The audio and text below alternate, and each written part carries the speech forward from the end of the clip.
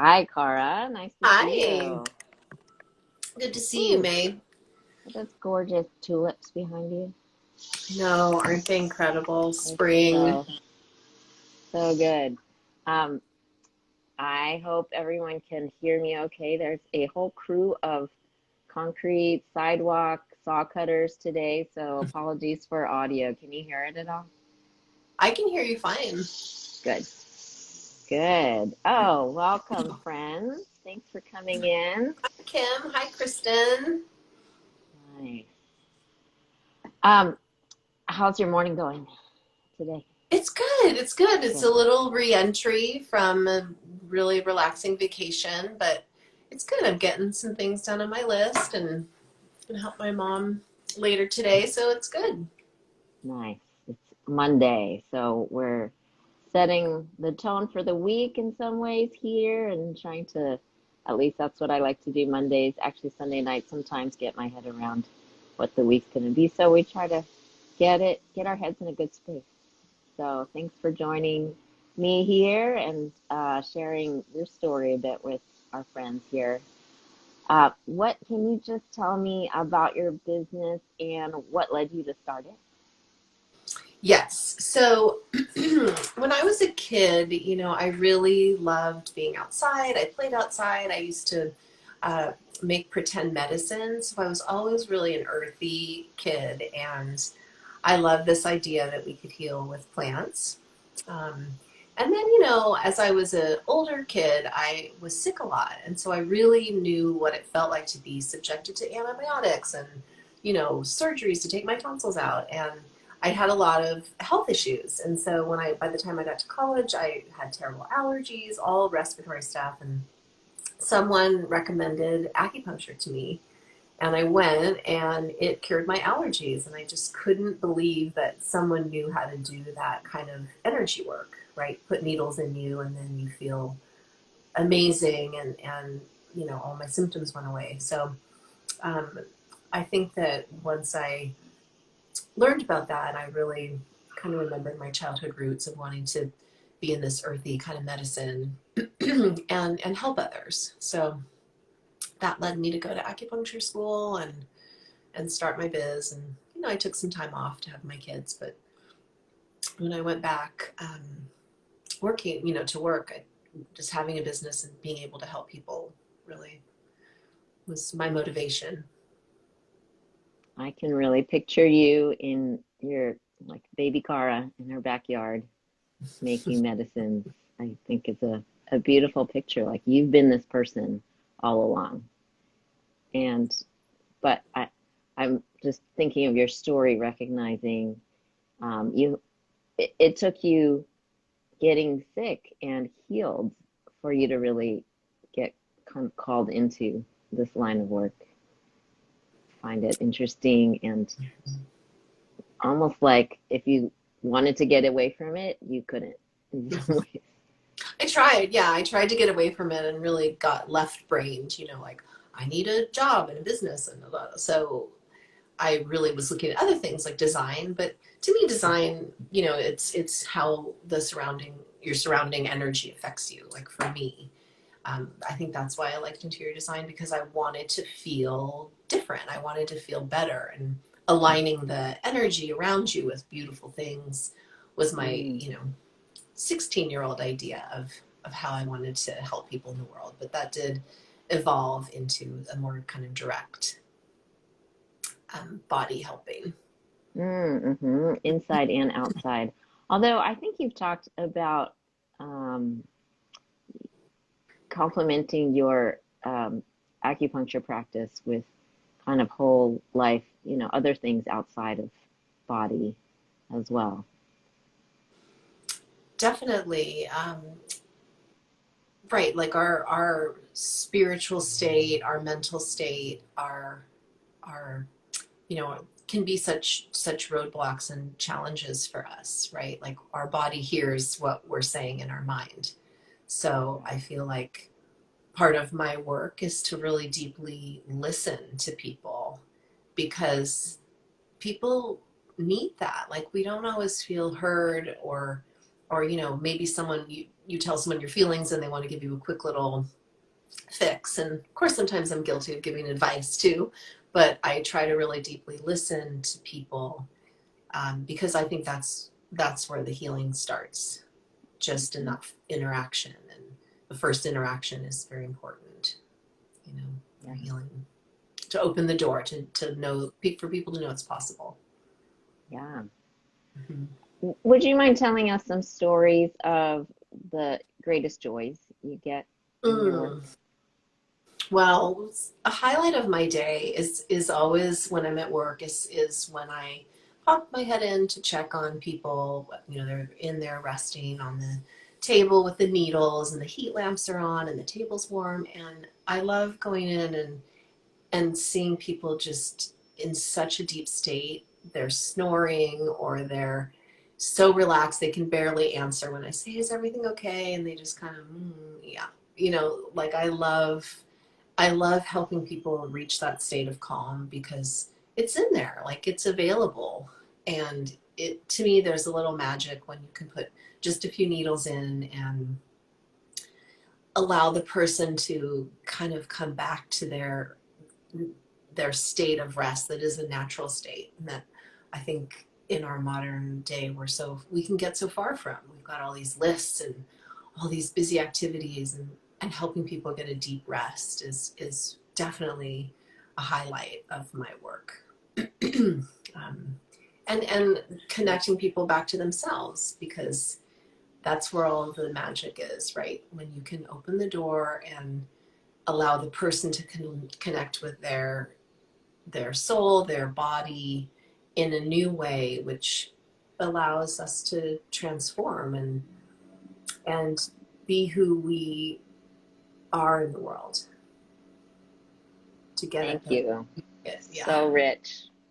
As a business coach, that's some of what I try to do too, that everybody's work is connected, is coming out of their own connection to themselves, what they want, what they are good at, what they love to do, all of that too. So I love that that's a commonality, even though outwardly our practices look different, but really they're coming from the same root.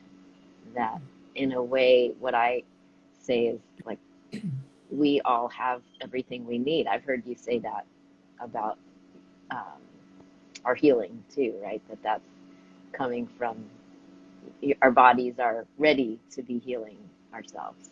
Mm-hmm. And I try to um, connect clients with that also.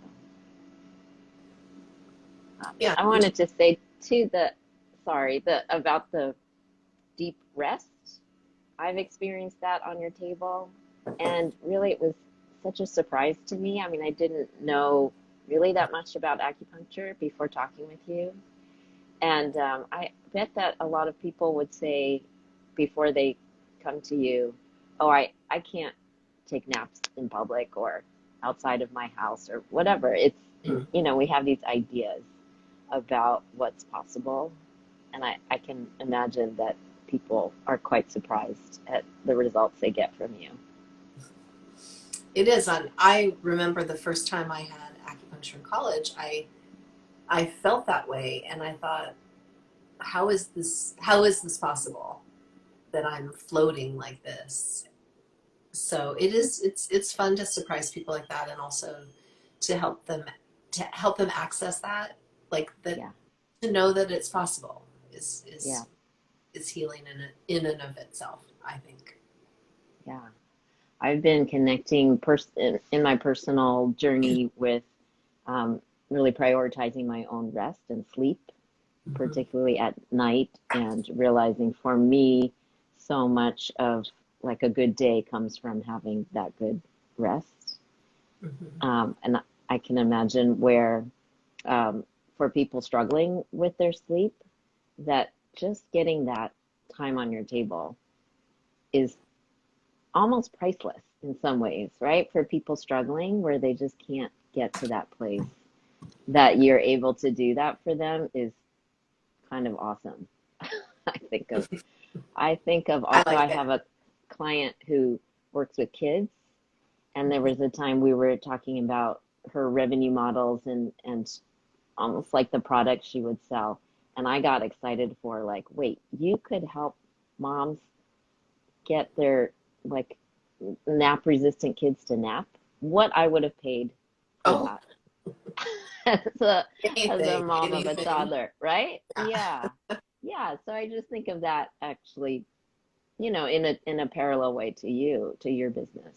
Like even just the nap part, the deep rest and the connecting with self and just for a minute, like put all the burdens down for this, little slice of your day is really priceless. Yes, I agree. And I think that also it as a concept, like if we can strive for being able to rest and to connect with ourselves, like that is what we want more of in this world, for people to connect with themselves, because we're all here at this very poignant moment in time, Yeah. right? Our world is changing. We have to really figure out what we're doing here Mm-hmm. right now. It's a really critical time in our world. So if we can prioritize rest and for ourselves and for others, it's a different model than this exhausting pace. Like, let's encourage people to rest and to nourish themselves, so then they can be their best self and bring their magic to the world, because we need that so much. I need your magic and I need my magic to connect with, right? And there's both, right? I need to connect with my mission in life and it serves others and others need to receive it. It really can be a win-win-win, is what I always think of when I talk to other entrepreneurs. Yeah. We all have our own magic and it's meant to be shared and it's meant to be um, freely shared, like less friction to share. So I love that we're both working on that with people. Yeah. So I had asked you to bring some challenge in your business that we could maybe work on, discuss together. What do you want to bring today to discuss? I think, one of my business challenges in running my own business is focusing on the parts of the business that aren't exciting to me. Like the Mm, bookkeeping and the inventory and the things that really have to get done. And when they do get done, I feel good. Um, but sometimes I procrastinate those things, and then my list mm, gets long and I feel a little overwhelmed, because of course I want to spend my time with my patients, and I love to spend my time that way, and learning things, and learning about different herbs, and learning, refining techniques and learning new things. So it's really like the business part of the bookkeeping and the paperwork. So how yeah, can I balance the love of the things I like and not get a dark cloud about the things that I know I need to do, and just how to get them done with less pain yeah, and yeah. resistance? That's a great question. I struggle with it too. Some things that I don't love to do. Um, I mean, the first thing that I can applaud is you getting clear about what are the things that give you joy and the things that don't give you joy. Like even just naming them instead of having, sometimes I've done this before. I should say I do it kind of all the time. Don't get conscious about what I'm procrastinating and why. Mm-hmm. So even just acknowledging, like, almost like taking that as information from your deep self, right? To say like, looks like I'm not wanting to do this. What is that about? And I know you and I have talked about how much we've started to delegate some of these things and get help for the things that we don't want to do. And that's been really good. I think like almost always there's some part where even the person that we hire helping us needs something from us to even direct them or, get the thing going. So, I mean, that's already a great step on those kinds of things. One thing that's helped me, um, especially about procrastination, I have learned really very live right now. What's the thing that makes it seem like later is better than now? What's the story I'm telling myself that Mhm. doing it later is better than now? There's, and it's, of course, we can't do everything now, but I think there are times when we know I need to do this. I've named it. I need to do this. I'm clear about why I need to do it, and I'm just putting it off. Um, do you find that? Do you relate to that for your procrastination? Is I there a do. story? Yeah, Yeah, because there's something in it that you're avoiding, yeah. and it could have a lot of levels. Like maybe I'm worried that I just won't be good at it, or I'm gonna, you know, uh, it's like some kind of a chore that I tell myself, oh, I can do it later. Like later because you're just avoiding the pain of doing it. But once you do it, it's not that painful. So there's just kind of that mental. It's a mental block, you know. Mm-hmm. And Mm-hmm. maybe you just maybe for those things, I just have some shadow of, oh, I'm not really good at that part. So Yeah. then avoiding just jumping in. Yeah. Mhm. I have been, yeah, that's a great insight. Like who, it helps me to just keep putting, I call it kind of unpack the fear, like just put it all out on the table. And instead of like a little bit like running away from it and not wanting to feel the feels, but even to say, uh, where's the story from? I'm not good at this. Or uh, what does happen if I do this wrong? Is it really as bad as it sounds? Or, we can, without really unpacking it, it can just feel like vaguely terrible or vaguely insurmountable sometimes. Mhm. So Well, and that's, you've helped me, yeah. May, too, to with those kind of things, to just break it down into a small piece because I think my list gets overwhelming when I load it up, like the cart is full of all these things and it takes, having a system by which to start with a little piece, then it just starts flowing. Like when you do acupuncture, when the chi is moving, like when the chi is Mm, blocked and you can't move, it creates its own little problem. So yeah, having that little piece, you've really helped me with how to do that. And I think that's the key. love that. Yeah, it was a pleasure to work with you on your website thoughts and all of that. And I know you've taken big steps on that. So looking forward to Coming seeing that. soon. Coming soon. Good job. Good job. I just got excited when you said that once you start, the energy starts moving just like the G in your practice.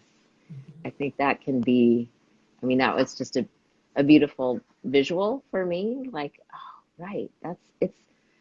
I get excited to see that, um, like everything is connected, right? The small is emblematic of the big. I just pictured like you having that knowledge of chi moving and that energy picture helping you move, right? When you feel stuck, when you're in that procrastinating moment and you have a choice, right? There's a moment where you're like, no. And I mean, on one hand, I say like you have permission to say no. And yet the other side would be, well, why? How about yes? How about yes? Because on the other side is something like relief, right? To not have the sort of psychic load of another day not having done the thing that you had intended to do, and almost like the disappointment of breaking that promise to yourself and getting past the thing, checking it off. Do you ever make like a box for the checklist and just for the pleasure of putting a little check in Feels so that good. place? It I like feels the big so black good. Sharpie. Black Crush. Sharpie. That's a nice tool. Yeah, I've got my Sharpie here. My Sharpie also is good for writing all these post-it notes that when I get a thought that I need to hear, I need to like keep talking to myself, like, what's the procrastination about? Or what's the fear about? Or those kinds of things. I take a black Sharpie and write the note to myself. So Mhm. it can help. Well, thank you for coming on and sharing this thing today. I hope that was helpful. Um, I wonder, is there anything else that you would want to call in for your business right now that we could help you envision, imagine, create?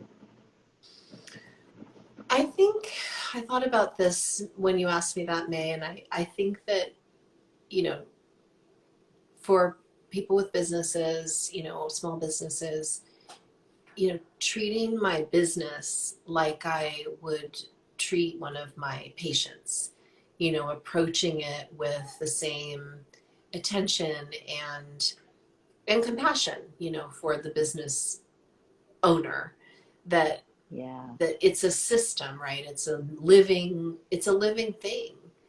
yeah. And I think maybe being able to connect with my business in that way feels a lot more um, empowering and exciting for me than to think of it like I've got the part of the business that I like and then the part that I don't, because that feels kind of dead, like the bookkeeping part. But if I can see Mm, that having those things and, like having the website and having my books in order, the whole system is a container for me to help people.